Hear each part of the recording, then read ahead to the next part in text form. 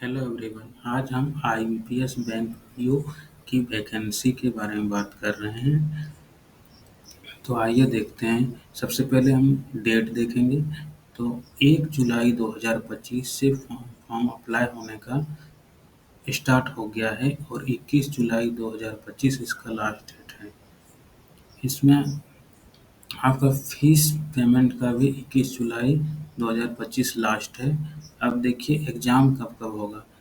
Pre exam होगा आपका अगस्त 2025 में।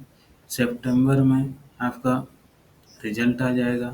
फिर मेंस का एग्ज़ाम होगा अक्टूबर में और इसका रिजल्ट आपका आ जाएगा नवंबर तक। और फिर दिसंबर में आपका इंटरव्यू कंडक्ट होगा, दिसंबर जनवरी, और फिर फरवरी तक आपका रिजल्ट आ जाएगा। अब हम एज के बारे में देख लेते हैं कि क्या एज इसमें लिया जाएगा। तो एज आपका देखिए, एज आपका है कि मिनिमम 20 ईयर होना चाहिए, मैक्सिमम 30। लेकिन ये जनरल के लिए है। मैक्सिमम 30 जो है ये जनरल कैंडिडेट के लिए है। अगर यदि आप कोई एसटी एससी है तो उसके लिए 5 साल का छूट दिया जाता है, और ओबीसी है तो 3 साल का छूट मिलेगा। उसी तरह अगर यदि कोई दिव्यांग है तो उसके लिए 10 साल का छूट दिया जाएगा एज में, और एक्स सर्विसमैन को 5 साल का छूट दिया जाएगा। अब हम चलिए फीस के बारे में बात कर लेते हैं। फीस के बारे में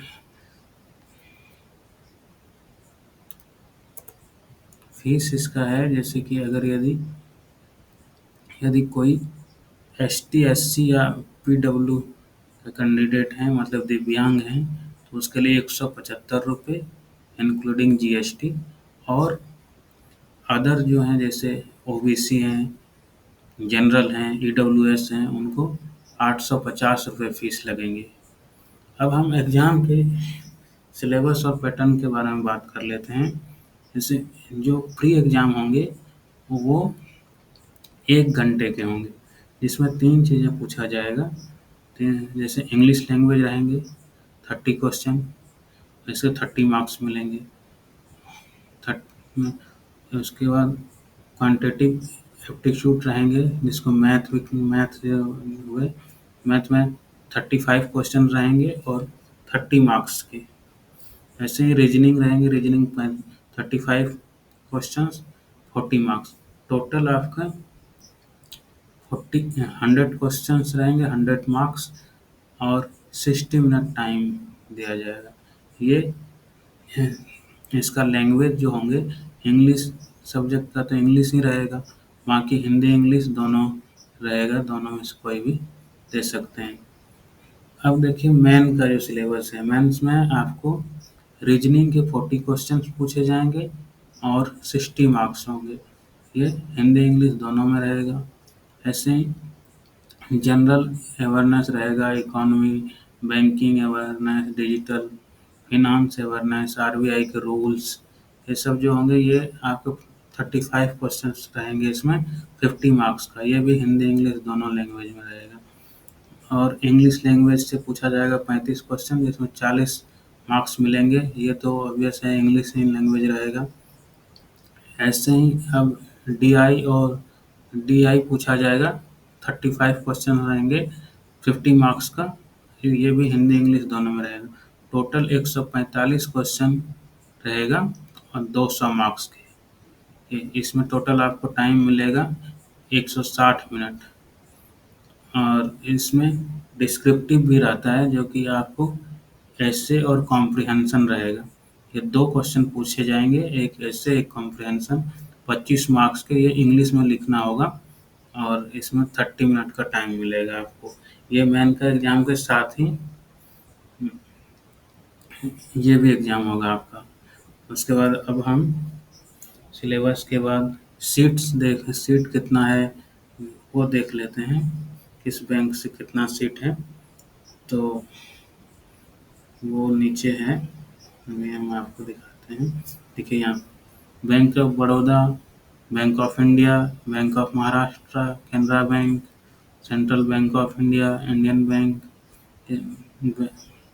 Indian overseas bank, Punjab national bank, Punjab and Sindh bank, UCO bank, union bank of India, ये सारे बैंक्स हैं। तो इसमें देखिए सारे टोटल सब कैटेगरी वाइज दिया हुआ है, SC, ST, OBC, WS और जनरल का। तो अगर टोटल सीट देखा जाए तो 782 सीट है आपका SC का, 365 सीट है ST का, OBC का 1300 सीट 1337 है, EWS का 520 है और जनरल में 2204 सीट है टोटल। और उसके बाद दिव्यांग में है आपका HI का है 64 सीट और OC का है 52 सीट, VI का है 54 सीट, ID का है 61 सीट। अब टोटल है 5208 सीट, मतलब 5208 सीट है टोटल। इसमें बैंक वाइज बांटा हुआ है, वो आप लोग देख लीजिएगा, लेकिन उतना ज़रूरी वो नहीं है, ज़्यादा जो ज़रूरी है वो मैं आपको बता दिया कि टोटल इतना है। अब कैटेगरी वाइज ये जैसे कि SC का 782 है, ST का 365 है, OBC का 1337 है, WS का 520 है और जनरल का 2204 है। इधर दिव्यांग का भी है और टोटल हो गया 5208 सीट है। बाकी जो एग्ज़ाम सेंटर है वो भी आप लोगों को बता देते हैं कि अंडमान निकोबार में दिया गया है, आंध्र प्रदेश में दिया गया है, कई सारे जगह हैं। उसके बाद अरुणाचल प्रदेश, बिहार, अपना अपना सब स्टेट से देख लीजिएगा, सारे का अलग अलग सिटीज दिए हुए हैं। जैसे बिहार का है आरा है, औरंगाबाद है, भागलपुर है, दरभंगा है, गया, मुजफ्फरपुर, पटना, समस्तीपुर। ऐसे ही चंडीगढ़ का चंडीगढ़ है, मोहाली है।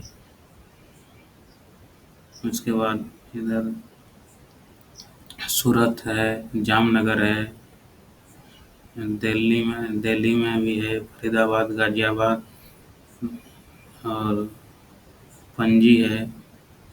गुजरात में अहमदाबाद, गांधीनगर, आनंद। उसके बाद हरियाणा में अम्बाला है। उसके बाद फरीदाबाद है, हिसार है। सारे स्टेट में है, बहुत सारे लिस्ट हैं। तो आप लोग अपने हिसाब से देख के भर लीजिएगा।